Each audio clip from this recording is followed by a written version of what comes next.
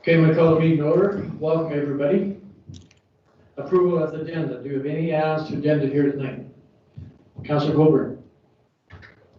I just wondered if we could get an update on the barricades that are to be placed on the side trails in the Gleason Lake area. Okay, we'll do that under new business. Cassandra? Under unfinished business, I would like to add an update about the ITFD service agreement with Meaford, please. Okay. Second for the catch-up.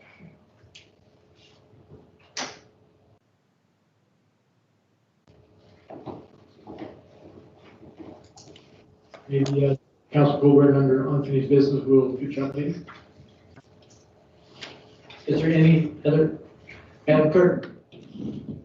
Thank you. I'd just like to add one item to the closed session discussions this evening regarding personal matters about an identifiable individual. Okay, thank you.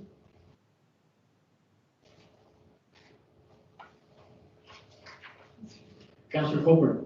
Sorry, I was going to leave this until the approval of the closed session agenda, but given that we have an addition, I wondered if we could also get an update on the hiring process for our Director of Operations. Certainly. Thank you. So the record will reflect 2 additions of personal matters about identifiable individuals.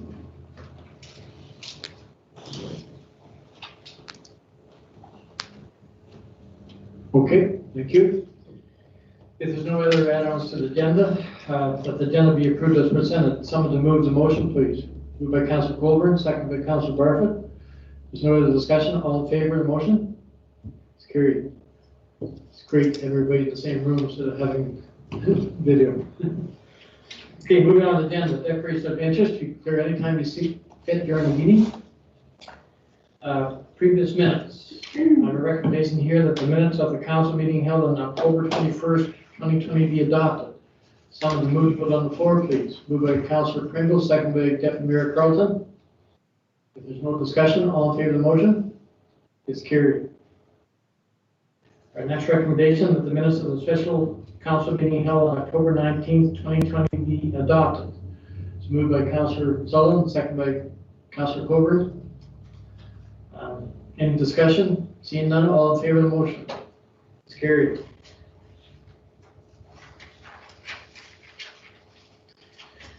That the minutes of the special council meeting held on October 20th, 2020 be adopted.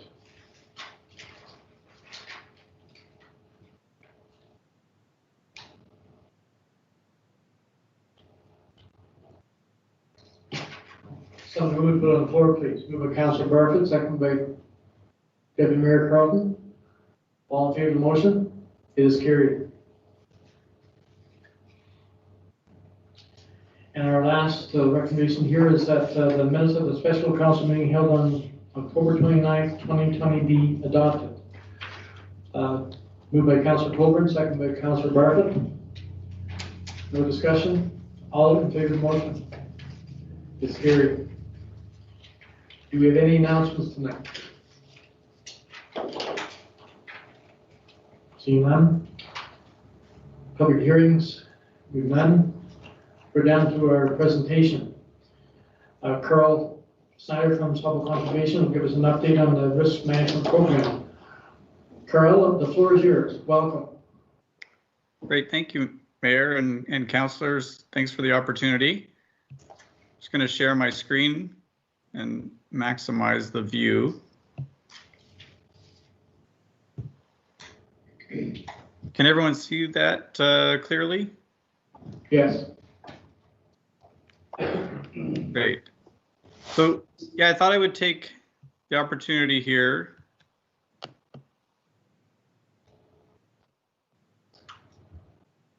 just going to try to, there we go, to give an update to council on the source protection program and possible amendments to our source protection plan, which then ties in nicely with the proposed risk management office agreement that we're coming before you tonight for review for renewal purposes. Since the work that we do as risk management officials on your behalf really stems from the requirements and policies that come out of the Source Protection Plan. Just a quick review here of the region. Again, we cover most of Grey and Bruce regions and the watersheds of Grace Hobble, Saugeen, and the northern Bruce Peninsula. I thought I would do a very brief update of the protection zones, since we'll be talking a little bit about those for proposed changes to the Source Protection Plan. But primarily we deal with the wellhead protection areas, where we protect out to, from the wellhead protection area A is 100 meters, the B is a 2-year time of travel, and then the C is up to 5-year time of travel. And that's primarily those areas in the municipality of Georgian Bluffs, our Shallow Lake and the Potawatomi systems fall under a wellhead protection area. For the intake protection zones, there are a couple intake protection zones that exist in the Georgian Bluffs area, and those would be partly the Owen Sound municipal intake, as well as the East Linton intakes are covered under our plan and program as intake protection zones. And there's also an area that's designated as a wellhead protection area E, and that is related to the Potawatomi system. And that was designated because there are connections between the surface water and groundwater there. So we have additional protections for that area as well.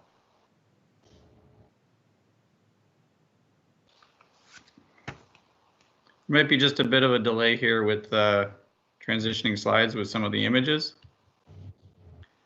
So as I noted, that's the Potawatomi system, and that's in the Potawatomi Estates, where we protect primarily for threats like septic systems or fuel storage or chemical storage in and around that area. We have the Shallow Lake system, which is fairly confined in and around the well buildings themselves, and some smaller areas just outside of that 100-meter zone. This is a quick view then of the East Linton intake protection zones that we have. And that first zone is really just the 1 kilometer buffer out into the lake.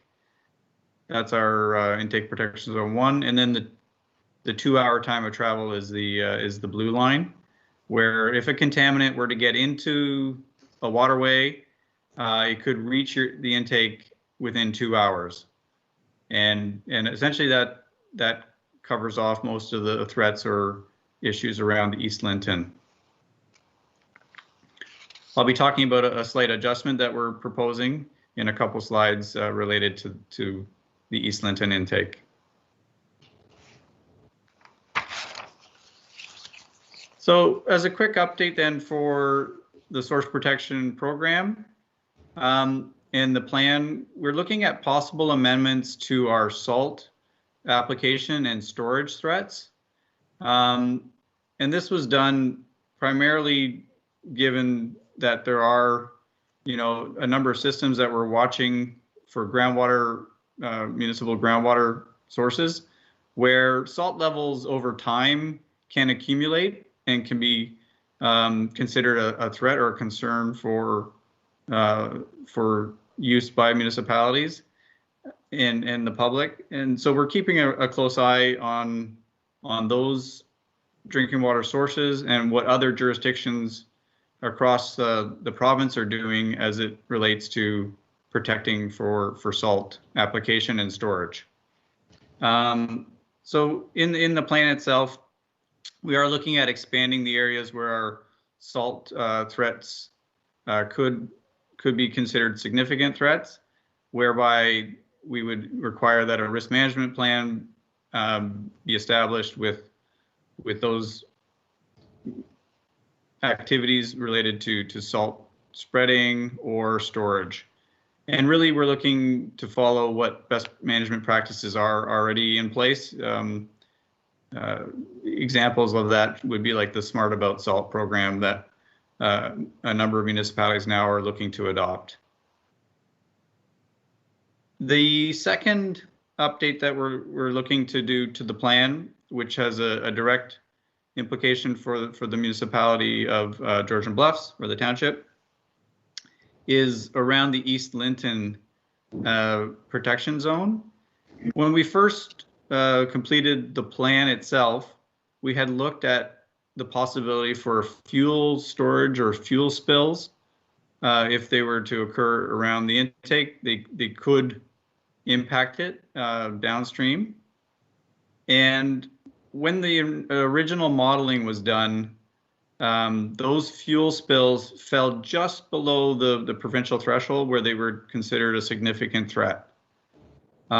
Since the time when the plan was approved, the ministry has changed the provincial standards for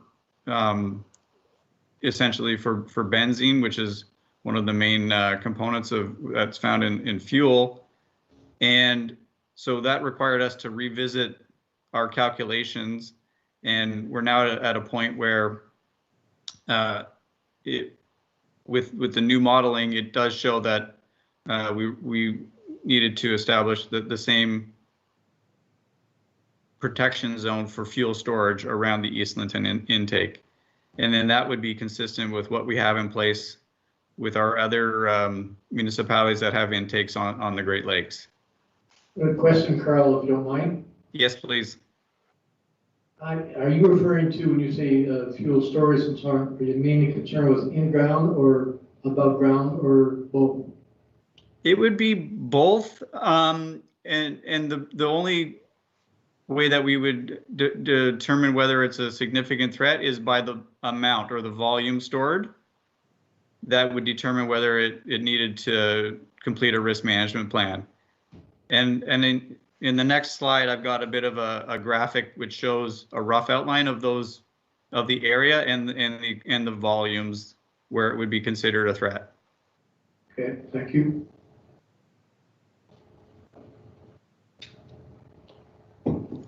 So keep in mind, we're in the development or the working phase of creating this new protection area. So this is what you're seeing, a rough outline of where our modeling shows that if a spill were to occur, whether it's the first sort of beige line of 2,000 liters, the second one's around 5,000 liters, and then the third line would be closer to 10,000 liters, would be the threshold where fuel storage above that amount would be considered a significant threat, and requirements for a risk management plan would then come into effect.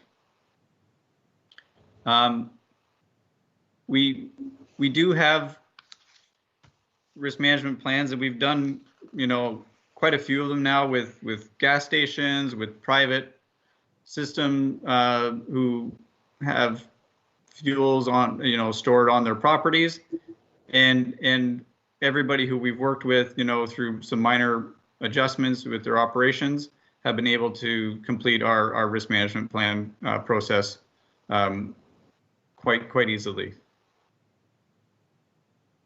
This is just to show you what we do have in place with the municipality or the city of Owen Sound, and obviously you'll see that it does cross over into the township, where we already address fuel storage above those thresholds. And so then going forward, if the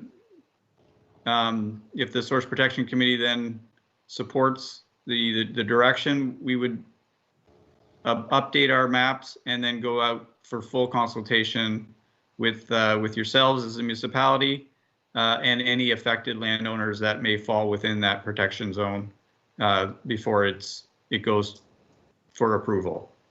And Carl, I assume the municipality gets a copy of those plans? Yes, absolutely. So we would make those available. They're available through our website as well, and through the provincial mapping tools that are maintained by the Ministry of Environment. And Carl, another question, if you don't mind, would that be part of our emergency plan documentation too? Yeah, that's a good question. That's our recommendation whenever we update our maps, that they get incorporated into municipal emergency plans for first responders so that they're aware of the protection zones. And if there's, let's say there's a significant spill from a tanker truck on one of your roadways, then they could look at that quickly to say, oh, it's above the threshold. That could be an issue for our local drinking water intake. Okay, thank you.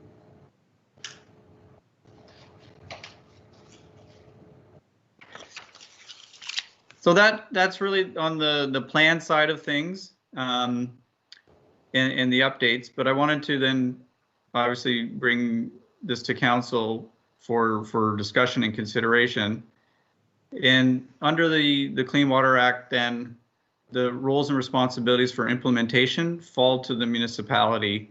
And over the past 5 years, we've been working with a number of municipalities, 13 in total, who have then delegated that responsibility to staff at Grace Auble to carry out the work as a risk management officials or risk management inspectors to complete the duties as required under the Clean Water Act.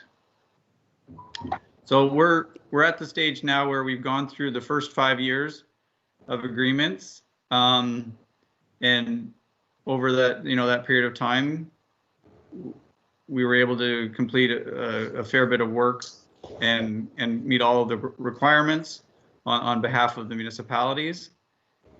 And just as a little summary update for the township of Georgian Bluffs, we did threats verification for 7 properties. There were 13 septic inspections that were completed. Just to let you know, those septic inspections are on 5-year renewal cycles, so those would then have to go through another round over the next 5-year period.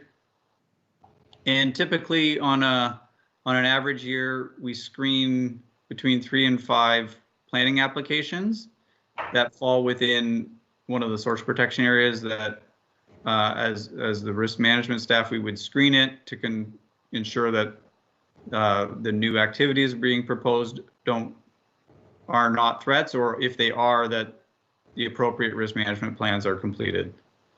And finally, we do annual reporting work on behalf of the requirements under Clean Water Act that then is submitted to the ministry, and we do that work for the municipality.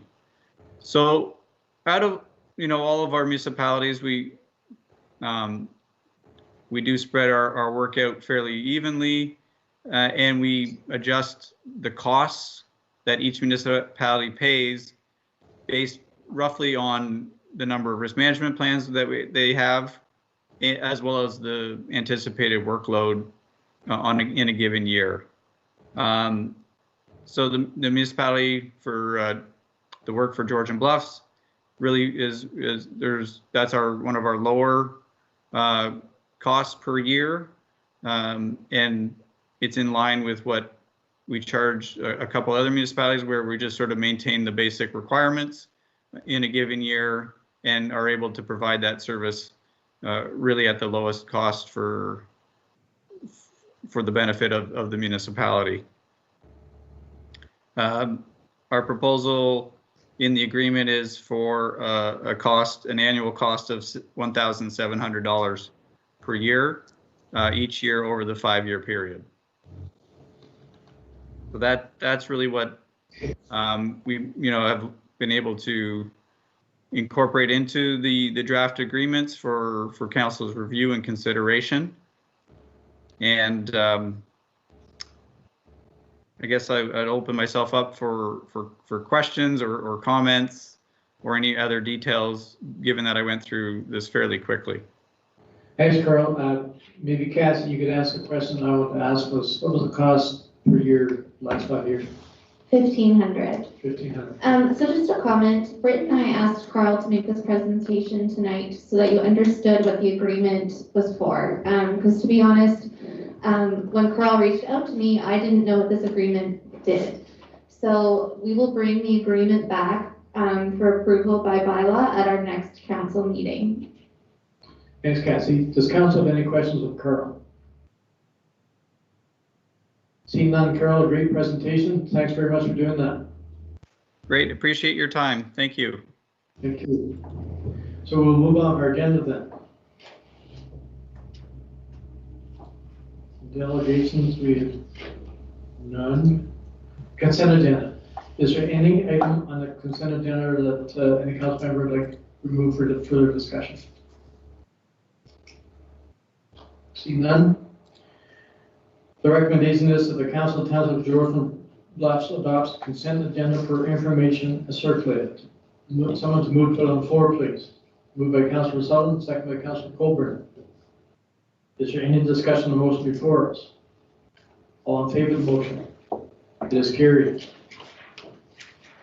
Moving on, we're down to correspondence. Our first correspondence is from 2021 statement correspondence from the OVP. Cassie, go ahead. So this is for information and it will be included in the 2021 budget, but I just thought council would like to know what the change was from prior year. So this is an increase of $10,501 from 2020, which actually is a pretty small increase compared to what we've seen in prior years. Thank you, Cassie. Does council have any questions on the correspondence? Seeing none? Moving on, our next correspondent is Owens on Northbury Public Library draft budgets. Any questions on the library budget? Any for information? Deputy Mayor Carlson. Do we have any idea of how many residents of the municipality actually use the library? To know what that kind of works out to? I can get that information for you. That'd be nice to have. Yeah. Sure, we'll get that information and present it to council. The other thing is, in the past, the library board has offered to make a presentation to council about their services and users and finances. Is council interested in something like that? We could reach out to them. Or if you just want the user numbers, that's fine too. Why don't we do both, Madam Treasurer, in terms of you? Yes, we can reach out and have them make a presentation about their 2021 budget to council. I think it'd be nice. Does the council agree with that? Yeah, okay, we'll do that then. The next correspondence was sent to me from Mayor Rob Burton. It was a letter that I would like to have our council endorse. It is very clear. And what it's going to be saying is that it's going to bring me forward just to ask him to look at, instead of blanketing the whole province with an item, if we're having an outbreak, for instance, of COVID in an area, instead of blanketing the whole province with the same guidelines, to be more concise, to pinpoint it to certain areas. For instance, pick a place somewhere down south, don't miss a name.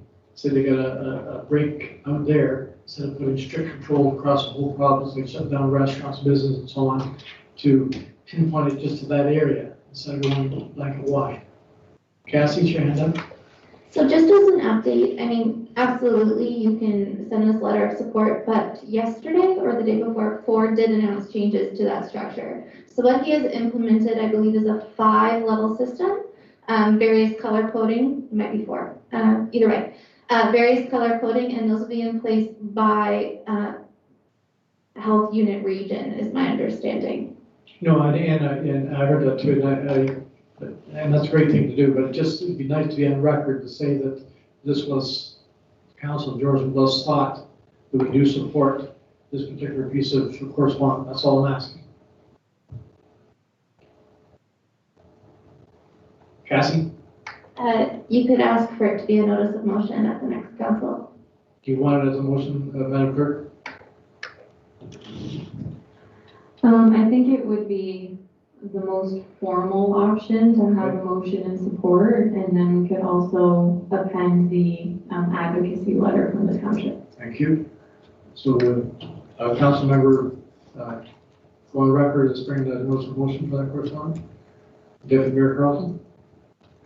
Okay.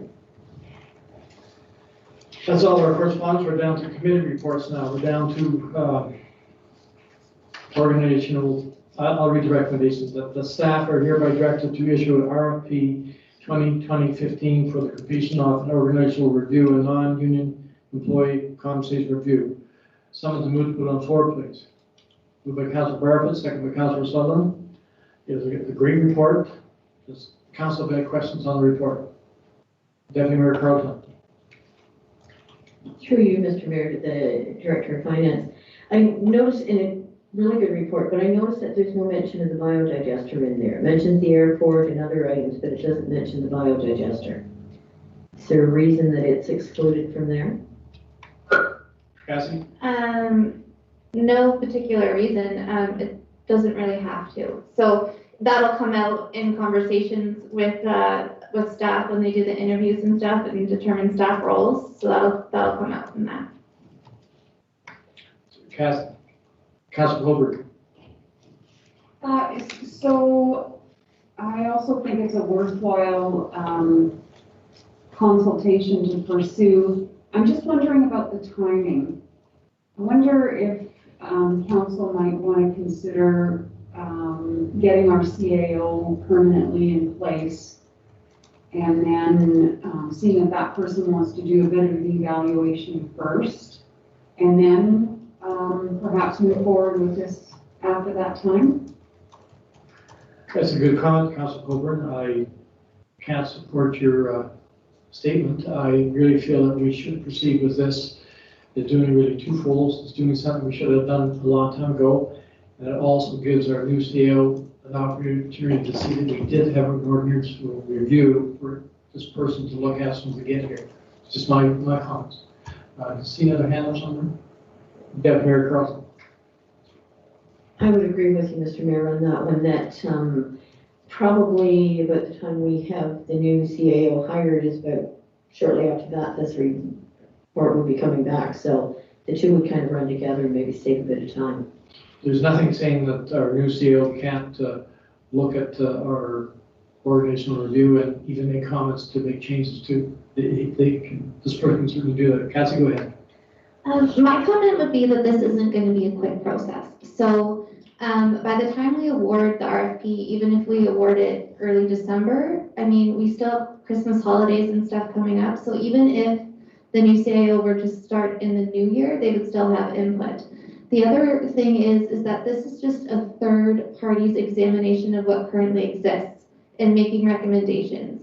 So then that supplies that new CAO with that third party recommendations, and they can make the decisions whether or not to implement them. So even though a third party might implement something, it's still up to council even though a third party might recommend something, it's still up to council and the CAO to decide if they're going to implement them. Thank you for that. Councilor Barfoot. Thank you, Mr. Mayor, through you. I've been pushing for this organizational review for probably a couple years.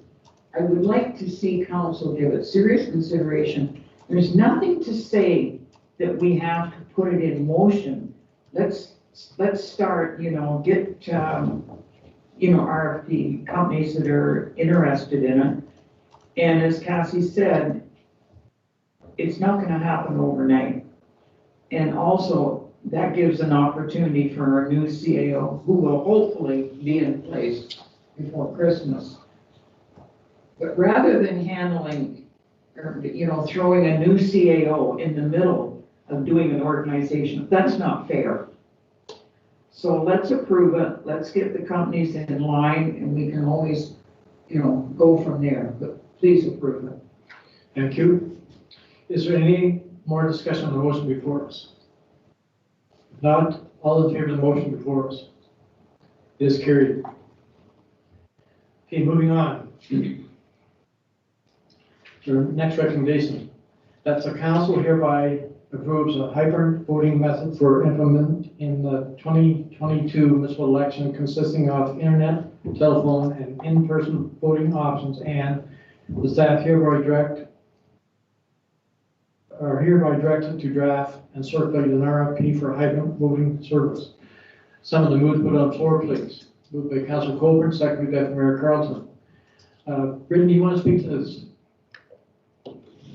Sure, I can give a brief overview. I know this was a fairly lengthy report. So further to the first section of my report, the Municipal Act requires that if we are going to implement an alternative voting system, we have to have that bylaw passed prior to May 1st of the year prior to the election. So considering 2022, that puts us at May 1st, 2021. So I come to you this evening with our ideas as to how to run a successful election in 2022, so we can get the RFP drafted, circulated, and brought back to you in the new year for adoption by bylaw prior to May 1st, 2021. So those are our timelines that we're looking at. So further to my report, we are recommending a hybrid system for 2022. The main reason for our recommendation of two systems is largely out of what we heard in the 2018 election. While some people loved the opportunity to stay at home and cast their ballots online and over the telephone, some did miss the opportunity to come in person and cast their ballots. So we're hopeful that by offering two different systems, everyone will have the opportunity to vote and be happy about their options to vote. So I'm proposing that the advanced voting period, one, be much longer and run through the duration of Thanksgiving to give university students the opportunity to vote while they're at home. Because as we're aware, most of the voter information letters do not get forwarded to their university addresses. They get forwarded to their home addresses. So this way we can get them voting as well. So we'll have 2 weeks of internet and telephone voting. Following the conclusion of that 2 weeks, internet and telephone voting will be suspended. At that time, we will move to a strictly in-person voting model. We cannot have 2 types of elections running concurrently due to, frankly, just possibility for error on the voters list. Because the 2 systems aren't necessarily corresponding with one another, there's a potential for people to have duplicated votes. So we want to have as much control over our voters list as we can.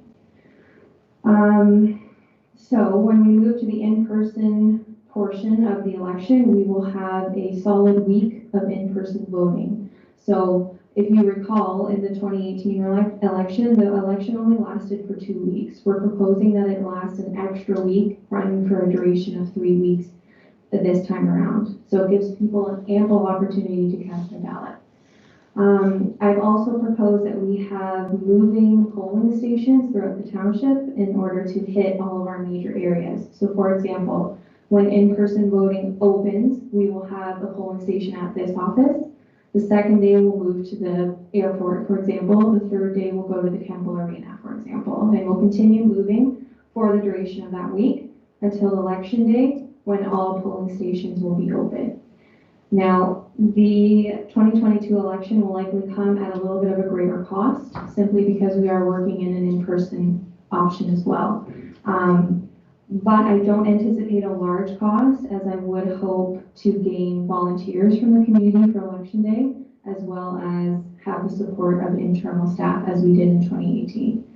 So that's kind of a high-level overview of what we're thinking. It will be different. We've never had 2 different types of voting options before, but I think, we have to learn to grow with the expectations of residents. And just as a brief point, we also have to think about our options in relation to the pandemic. So, knock on wood, if we're still in the situation that we're in, right now in a year and we can't have people gathering for whatever reason, both of these methods give us options to, one, either socially distance in arenas or to extend internet and telephone voting for the entire duration of the election, should that become a possibility or should that become necessary. So I'm open to questions. I know I just gave you a lot of information. Thanks, Brittany. Councilor Sullivan. Thank you, Mayor, through you. Excellent report. I look forward to this upcoming hybrid election vote style. I think it's great. I do realize it is going to cost us a little bit more, but I believe that our residents and taxpayers that they wanted, just listening to some of them, that that's what they wanted was a dual purpose way to vote. So excellent job and thank you. Thank you. Councilor Bartlett. Through you, Mr. Mayor. If I remember correctly, the problems we had during the last election were not our problems, it was the voters list. And I'm hoping that we get a new voters list that's better than the one we had the last election, because that frustrated people, you know. So anyways, I'm in favor of a hybrid system. Thank you. Any other comments from Councilor Pringle? Yeah, through you, Mr. Mayor, yeah, it's a great report and it's a super option. I think that is what the taxpayers are looking for in our township, was more possibilities of getting out to vote. So at the end of the day, they don't really have an excuse now not to vote. So yay. Thank you. Any other discussion from council? Did we hear anything from? Madam Clerk. Thank you. So just in response to Councillor Barfoot's comments, so while it was anticipated that there would be a different process in creating the voters list for 2022, that has been pushed off. So for 2022, we will still have our voters list produced by MPAC. However, there is a silver lining. In the following election, so I guess doing my very limited mental math, that's 2026, the province will be taking over the voters list. So then there will not be, and it's essentially two existing voters lists, one for municipal elections and one for provincial elections. They will be married. So that will take away a lot of the duplication and a lot of the frustration that you're referring to, Councillor Barfoot. Thank you. Councilor Barfoot. Council sort of looking at me. There was a lot of people that could not vote. They came out here to vote. I was one of them because they did not have the correct information. I had to get staff to help me to change so I could vote. But there were, how many people were in the same vote? A lot. And I know because in Owen Sound it was the same thing, because you have one voters list. So if there's a mistake here, if you got property in there, the mistakes were stupid mistakes. Thank you, Councilor Barfoot. Madam Clerk, any other comment? No. I do recognize that the voters list has its challenges, of course. With that being said, whomever comes to a polling station, so long as they have appropriate ID to prove their citizenship and their address, we can get them to vote. We just have them sign a form simply stating, yes, this is who I am, this is where I live.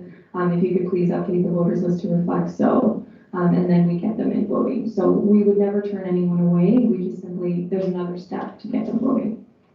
Thank you, Madam Clerk. If there's no other discussions, all in favor of the motion before us is carried. Madam Clerk, on behalf of the council, thank you very much for doing that excellent job to get that started already. Okay, moving on our agenda. Our next recommendation is that the council approve purchase of a 2021 Dodge Ram 2500 Crew Cab 4x4 at a price of $42,512.95 plus applicable taxes, license fees, and the council approved the disposal of the 2013 Chevy Silverado pickup truck currently used by the building department and rec staff to list it for sale on GovDeals. Someone to move to put it on the floor, please. Moved by Councillor Coburn, second by Councillor Sullivan. The staff, anybody want to speak to this or vote on? Tim's here if you would have any questions of Tim. Okay. Tim, do you want to make any comments before we open the floor up to questions? No, Your Worship, the vehicle is one of two that got tendered. It was the only one that met the specs. It's in line with, you know, other vehicles that we have in our fleet, and you know, with the multi-purpose use that we're looking at for that vehicle, I think it fits the bill. So. Okay, thanks, Tim. Council, have any questions? Seeing none, Tim, it is an amazing big. Yeah, it's a good truck for what we're looking at. It will, you know, as you've indicated, won't have any problem with the aspect that we discussed as far as plowing snow. You know, it's a little heavier than you know, some of the trucks in our fleet, but that's not a bad thing. Gives us more versatility if, you know, we ever get into an emergency or anything like that. And I think it'll hold its value well. So. Tim, will this vehicle be equipped with a plow harness? Sorry, equipped with what, sir? With the plow harness? It's snow plow ready. So whatever, you know, equipment comes with that, that's what will be there. And it just be, you know, getting somebody to give us, you know, a quote on the plow and the hookup, right? So. Okay, so that'd probably be over and above the cost of the truck. Okay. Yeah. Yes, sir. Yes, sir. If there's no other questions from council, Councilor Hoover, no? All in favor of the motion before us? It is carried. Thanks, Tim. Thank you very much. Appreciate it. Now we're down to public question period. Madam Clerk, did we receive anything from the public?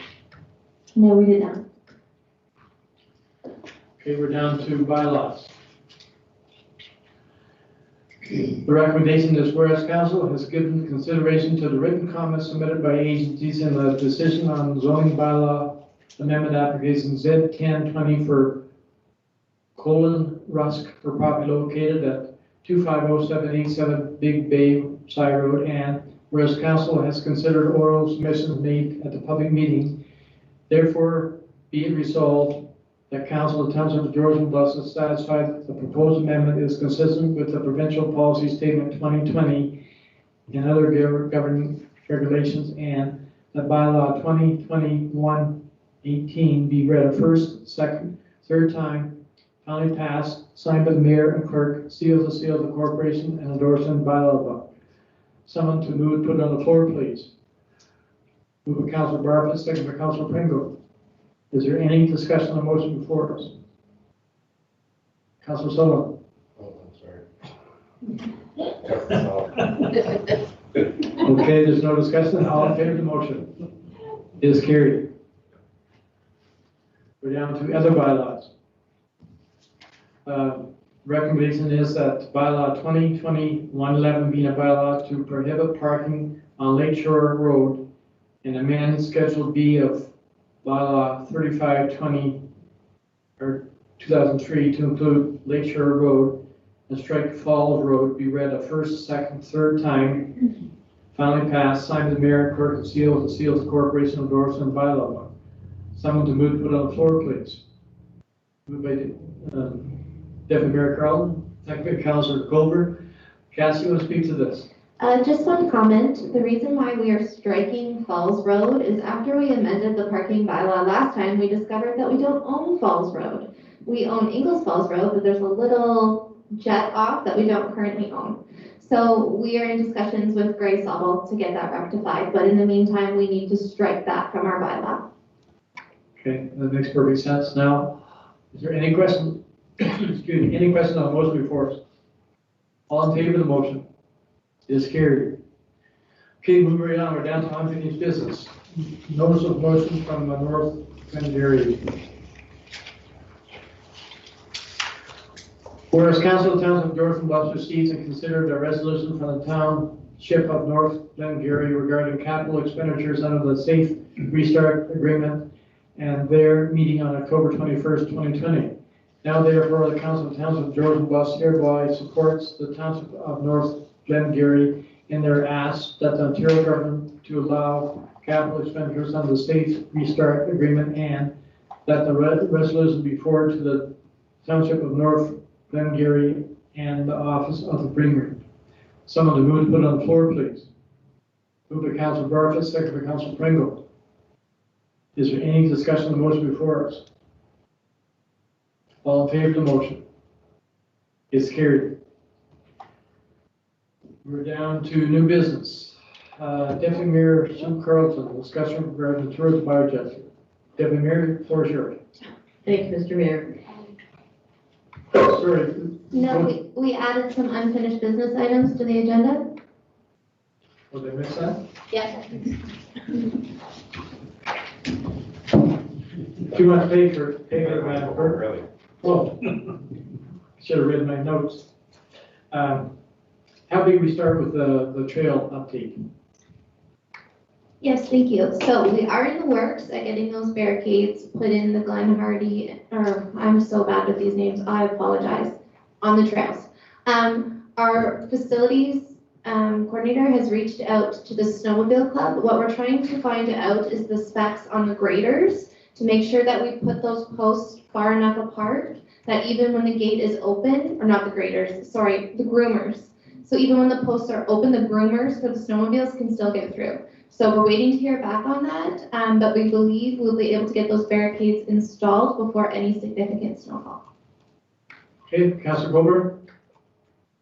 Thank you very much, Cassie. That's great news.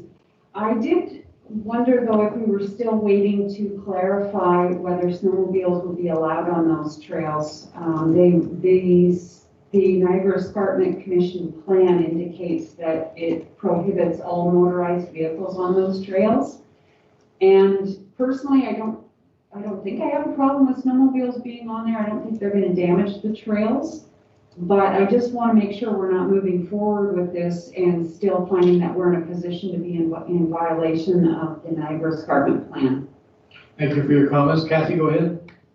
So the previous Director of Operations did report to Council that the Snowmobile Association of Ontario does have an agreement with the NEC to use their areas for snowmobile trails.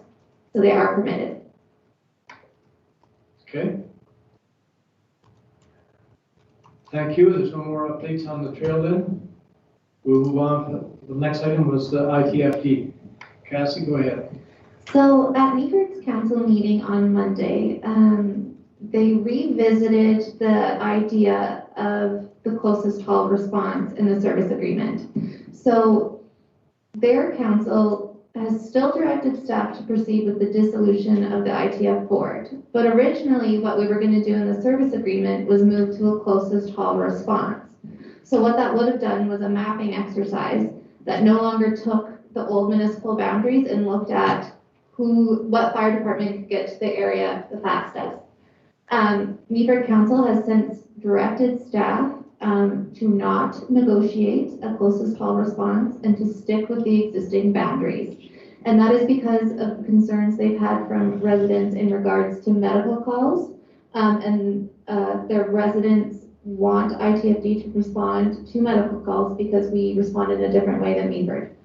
I have no issues with this change. We currently do provide ITFD currently already provides service to the entirety of the former Sydenham Township. So this isn't really going to change anything from an operations standpoint. Okay, questions on council? Well, thank you very much for all your work you're doing on that agreement, and hopefully we'll get it solved reasonably soon. There's no questions, then we'll move on. I believe I've covered all of unfinished business now. We're down to new business. Deputy Mayor Carlton, you want to have a discussion about a Bioregister facility tour?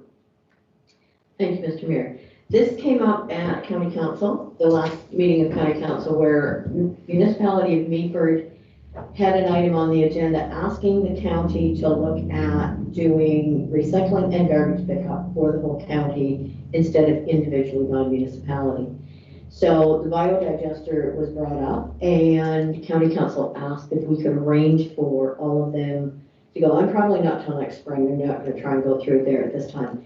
But for all of county council and probably some senior staff, go to the biodigester just to see exactly what it is and what's there. Thank you, Deputy Mayor. And Madam, in terms of you want to comment? Yes, we can make those arrangements. I think the preference would be not to do it before the end of the year. If the county council is looking at spring, that would be ideal from our perspective as well. My understanding is they would be willing to go whenever we arrange it, so I don't think anybody's gonna be in a rush to get out there this fall. Hopefully, I'm glad they agreed to that because that's the only way they're going to get there. Okay, that's good. Councilor Bartlett. Through you, Mr. Mayor. Deputy Mayor, any consideration to inviting the city of Owen Sound, because I know they've been talking source and separated organics and all that. Might be a good time, because they have relatively new council there. We got the old council about the new one.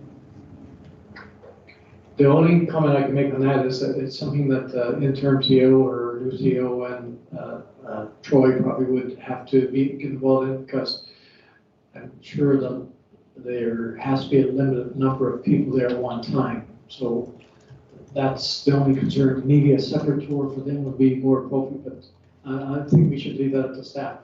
But you want to make that comment? Go ahead, Deputy Mayor.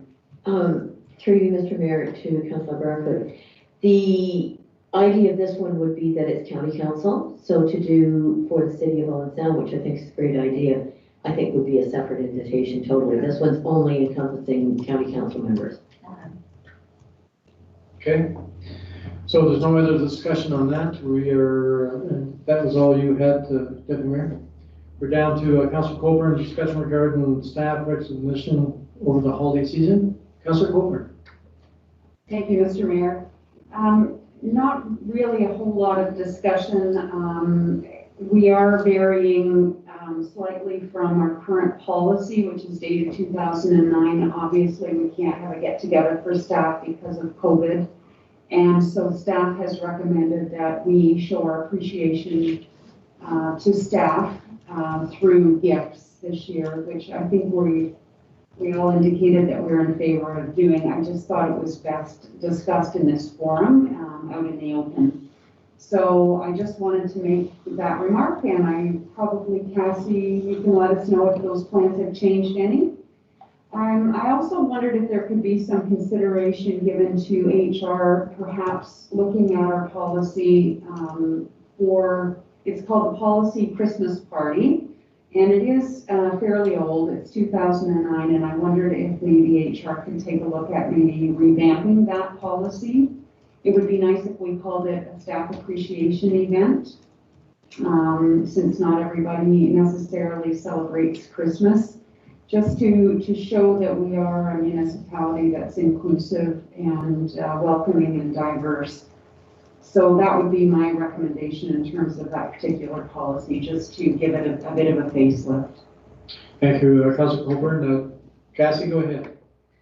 So yes, Councilor Coburn, I can ask HR to take a look at that policy and update it, because you're right, it is quite outdated. And then as for your question or confirmation of what we're doing for 2020 in lieu of a Christmas party, so you are 100% correct in that we cannot gather. So what we have decided to do is to take the money that we would normally spend on the party and purchase gift certificates for staff. And those gift certificates would be to local businesses. So we're looking at supporting businesses in Georgian Bluffs, and we're compiling a list, and then staff can choose which business they would like a gift certificate to, and we will make that purchase for them. It's recognizing staff, also it's helping the businesses in our community. Thank you, Cassie. Councilor Colburn. Sorry, just one other comment as well. I know it's an opportunity during that event to recognize staff that are receiving time service awards. So I don't know if anyone is receiving one of those awards this year, but it would be nice for us to recognize them publicly somehow. Maybe if council could be aware of who's receiving those awards so that we can thank them and recognize that achievement. Cassie, go ahead. So what we can do is we can move, I haven't seen the list yet of who there is, I can think of one for sure. What we can do is we can move that recognition to a council meeting. That would be appropriate. And then that way council is present and it is a public recognition. That's a better way. Thanks for doing that. Okay, Council Coburn, did that answer your questions? I do not believe I've missed any new business. Okay, we're down to the closed session. The Council of Townsend of Georgia Bucks moving the closed session at 5:55 p.m. with interim TL and clerk to discuss matters, minutes of previous closed minutes. 2, system plan, procedure, material instructions to apply to any negotiation carried on or to be carried on by or behalf of the municipality or local board, council lease negotiations. And thirdly, we have 2 items to be under individual. Okay. And that's it. Someone to move, put on the floor, please. Moved by Council Bartlett, second by Council Sutherland. If there's no discussion, all in favor of the motion is carried. We are now in closed session.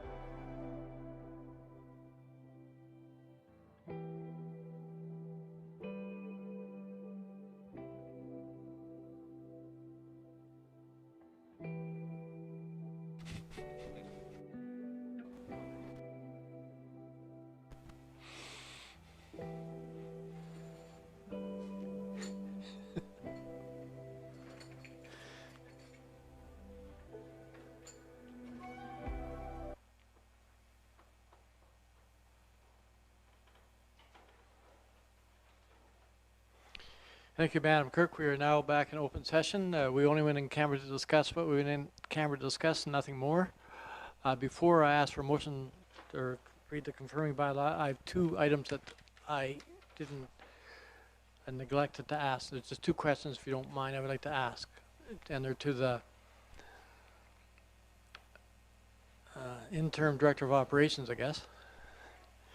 The Linwood Road asphalt patch, you indicated it's supposed to be done last week. No, it should be done shortly. So the plan is to have it done before the snow falls. We decided to go out for a second quote. The first quote we decided was too high. We went out for a second quote.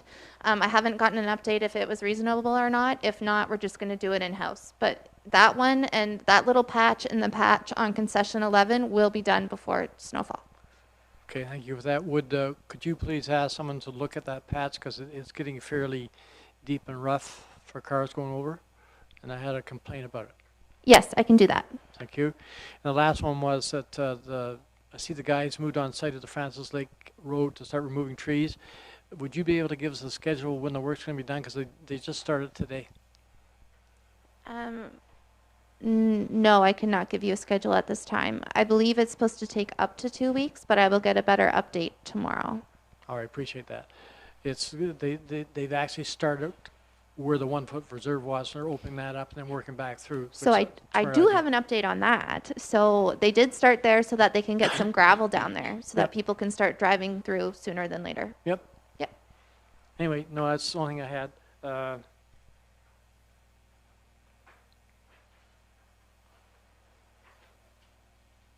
Okay, no other business. I have a recommendation that the bylaw 2021-19 being a bylaw to confirm the proceedings of council on November 4th, 2020 be read a first, second, third time, finally passed, signed by the mayor, clerk, seals of the corporation, and endorsed in the bylaw book. Someone to move to put it on the floor, please. Move by Councillor Colburn, second by Deputy Mayor Carlton. Any discussion? Seeing none, all in favor? It is carried. I need one more motion. And before we do that, council will be meeting at a special council meeting on November 9th at 5 o'clock. Madam Clerk? I just wanted to note that while your special council meetings are not reflective on this agenda, we do have meetings to deal with township CAO recruitment, 2 next week and 2 the week following. That's what I meant by the special meeting on the 9th is for the CAO recruitment. Okay? Did I ask for somebody to move in second? I think I did, didn't I? Yeah. Go ahead, Councillor Barfoot.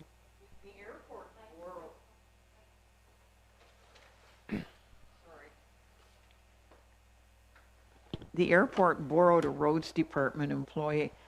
So will that employee stay at the airport until we get an operations manager, or because snowfall, all the snow plowing equipment's there, so.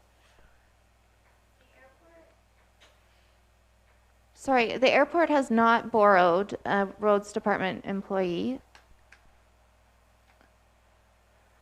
They don't have a roads department employee. Wonder maybe Councilor Barfoot, we could have that discussion after the meeting. Okay. Could we have that discussion after the meeting?